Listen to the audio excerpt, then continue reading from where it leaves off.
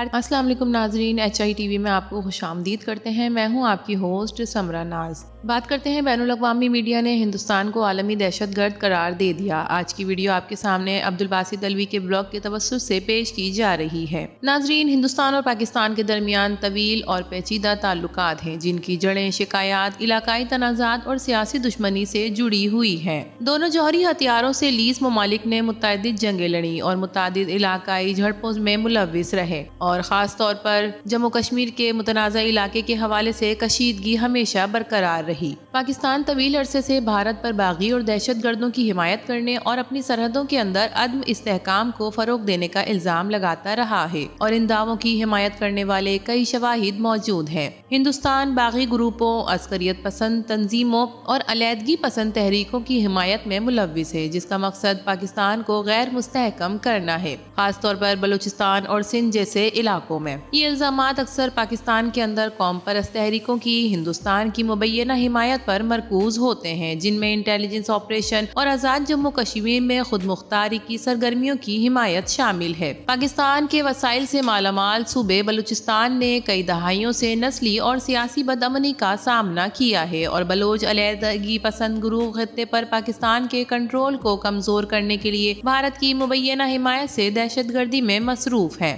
ناظرین، 2016 میں اس وقت پاکستان کے وزیر اعظم نواز شریف نے عوامی طور پر ہندوستان پر بلوچستان میں علیحدگی پسند گروہوں کی حمایت کرنے کا الزام لگایا۔ پاکستانی حکام نے الزام لگایا کہ ہندوستان کا ریسرچ اینڈ اینالائسس ونگ بلوچ باغیوں کی تربیت، مالی اعانت اور اسلحہ سازی میں ملوث تھا۔ ان دعووں کے مطابق ہندوستان کا مقصد بلوچستان میں تناؤ اور داخلی بغاوت کو ہوا دے کر پاکستان کو غیر مستحکم کرنا تھا۔ ایک اور اہم علاقہ جہاں ہندوستان پر دہشت گردی میں ملوث ہونے کا الزام لگایا جاتا ہے وہ جموں کشمیر کا تنازع ہے، جو 1947 میں ہندوستان کی تقسیم کے بعد بھارت اور پاکستان کا مرکزی نقطہ نظر رہا ہے۔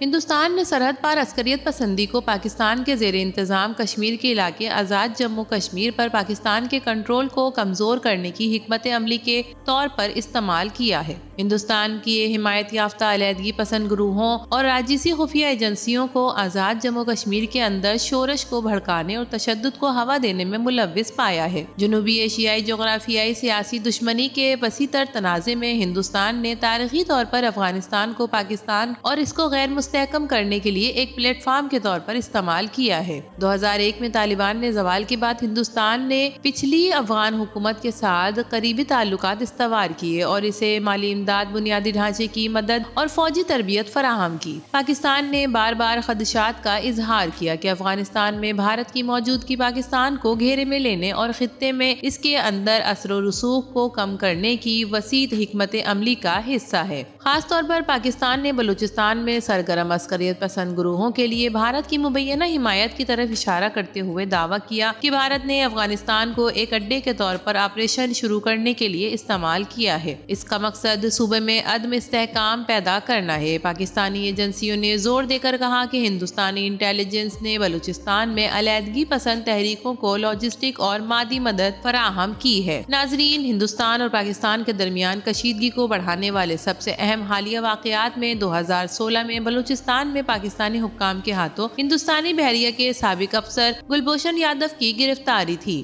گلبھوشن یادو پر را کے جاسوس کے طور پر کام کرنے اور بلوچستان اور پاکستان کے دیگر حصوں میں دہشت گردی اور تخریب کاری کی سازشوں میں ملوث ہونے کا الزام تھا۔ پاکستان نے ایک ویڈیو جاری کی جس میں یادو نے مبینہ طور پر علیحدگی پسند تحریکوں کی حمایت میں ملوث ہونے کا اعتراف کیا۔ یادو کیس پاکستان کے اندرونی معاملات میں ہندوستان کی خفیہ مداخلت کی مثال بن گیا، جس میں دونوں ممالک کے درمیان سفارتی درار مزید بڑھ گئی۔ جوہر ٹاؤن بم دھماکہ جو 23 جون 2021 کو لاہور میں پیش آیا، ایک اور ہائی پروفائل واقعہ ہے جس نے مجرموں اور ان کے محرکات کے بارے میں سوالات اٹھائے۔ بم دھماکے میں کافی جانی نقصان ہوا، 3 افراد شہید ہوئے اور 20 سے زیادہ زخمی ہوئے۔ ایک گاڑی میں نصب بم کی وجہ سے دھماکے کے نتیجے میں گھروں اور دکانوں سمیت قریبی عمارتوں کو بڑے پیمانے پر نقصان پہنچا۔ ابتدائی طور پر خطے میں سرگرم مختلف دہشت گرد گروپوں کی توجہ مرکوز کرتے ہوئے پاکستانی حکام نے تیزی سے تحقیقات کا آغاز کیا۔ تاہم حملے کی نوعیت اس میں شامل بھرپور منصوبہ بندی کے ساتھ صاف ظاہر کرتی ہے کہ مجرموں کے پاس بے شمار وسائل تھے اور ممکنہ طور پر انہیں بیرونی حمایت حاصل تھی۔ متعدد پاکستانی حکام، سیکیورٹی ایجنسیوں اور تجربہ کاروں نے دھماکوں کے پیچھے ہندوستان کے ملوث ہونے کی طرف اشارہ کیا اور الزام لگایا کہ را کے ذریعے ہندوستانی انٹیلیجنس نے حملے کی منصوبہ بندی یا حمایت میں کردار ادا کیا ہے۔ یہ دعوے ایک درینہ حقیقت کا حصہ ہیں۔ بھارت پاکستان کو غیر مستحکم کرنے میں ملوث رہا ہے۔ پاکستان کے تجزیہ کاروں کے مطابق ہندوستان پاکستان کے اندر اندرونی استحکام اور فرقہ وارانہ تشدد کو بڑھانے کے لیے کوشش کرتا ہے، خاص طور پر ایک ایسے وقت میں جب ملک پہلے ہی ایسے سیاسی تناؤ اور سلامتی کے نازک ماحول کا سامنا کر رہا تھا۔ بین الاقوامی دہشت گردی میں ہندوستان کے ملوث ہونے کی اطلاع عالمی میڈیا آؤٹ لیٹس نے بھی دی ہے۔ حال ہی میں ایک امریکی اخبار نے مبینہ طور پر ہندوستانی حکومت کے زیر سرپرستی ہونے والی دہشت گردی کا تفصیلی جائزہ پیش کیا۔ واشنگٹن پوسٹ نے دہشت گردی اور انسانی حقوق کی سنگین خلاف ورزیوں میں ہندوستان کی شمولیت کو اجاگر کرتے ہوئے ایک ہوش اربا رپورٹ شائع کی۔ رپورٹ کے مطابق بھارت پاکستان میں دہشت گردی کی کارروائیوں کے ذریعے ٹارگیٹڈ کلنگ میں ملوث ہے۔ مضمون میں تفصیل سے بتایا گیا ہے کہ جس طرح ہندوستانی انٹیلیجنس ایجنسی را مبینہ طور پر اپریل 2024 میں لاہور، پاکستان میں 6 افراد کے ٹارگیٹڈ قتل کے ذمہ دار تھا، جس میں سے ایک کی شناخت عامر سرفراز کے نام سے ہوئی۔ ان افراد کو خاص طور پر نشانہ بنایا گیا تھا۔ اخبار کے مطابق ہندوستان، امریکہ، کینیڈا اور دیگر مغربی ممالک میں ماورائے عدالت قتل کیس میں بھی ملوث رہا۔ مضمون کے مطابق بھارت کی انٹیلیجنس ایجنسی را کینیڈا میں، امریکہ میں سکھ رہنماؤں کے قتل کی بھی ذمہ دار تھی اور را کے افسر کو یش یادو نے مبینہ طور پر نیو یارک میں ایک سکھ علیحدگی پسند رہنما پر جان لیوا حملے کی ہدایت کی تھی۔ واشنگٹن پوسٹ نے کینیڈا کے عہدیداروں کا بھی حوالہ دیا جنہوں نے دہشت گردی کی سرگرمیوں میں ہندوستانی سفارتکاروں اور را کے ملوث ہونے کا انکشاف کیا ہے۔ مزید برآں معروف بھارتی میڈیا جریدے دی گارڈین کی ایک حالیہ تفتیشی رپورٹ میں انکشاف کیا گیا ہے کہ ہندوستانی حکومت نے بیرون ملک مقیم اپنے مخالفین کو ختم کرنے کے لیے ایک وسیع تر حکمت عملی نافذ کی ہے۔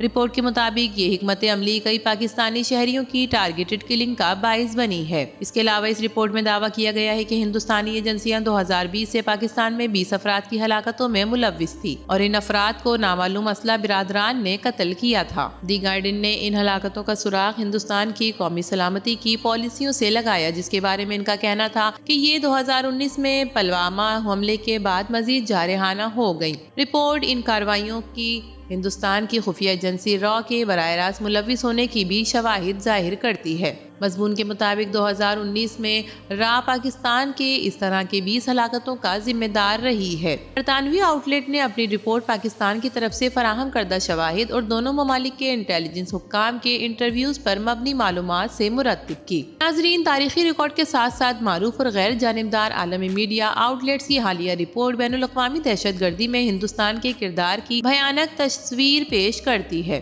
بین الاقوامی برادری کو ان حقائق کا نوٹس لینا چاہیے اور بھارت پر دباؤ ڈالنا چاہیے کہ وہ پاکستان اور دیگر ممالک میں دہشت گردی اور ٹارگٹ کلنگ میں ملوث ہونا بند کرے۔ تو ناظرین، آپ کہاں تک سمجھتے ہیں کہ بین الاقوامی میڈیا نے ہندوستان کو عالمی دہشت گرد قرار دیا ہے؟ کیا ہندوستان واقعی میں عالمی دہشت گرد ہے یا صرف پاکستان کے لیے اس کی نفرت بہت زیادہ ہے؟ کامنٹ سیکشن میں اپنی رائے سے آگاہ کیجیے گا۔ ویڈیو پسند آئے تو اسے لائک کیجیے، HITV کو سبسکرائب کیجیے۔ تو پھر ملیں گے کسی اور نئی ویڈیو کے ساتھ، تب تک کے لیے اللہ حافظ۔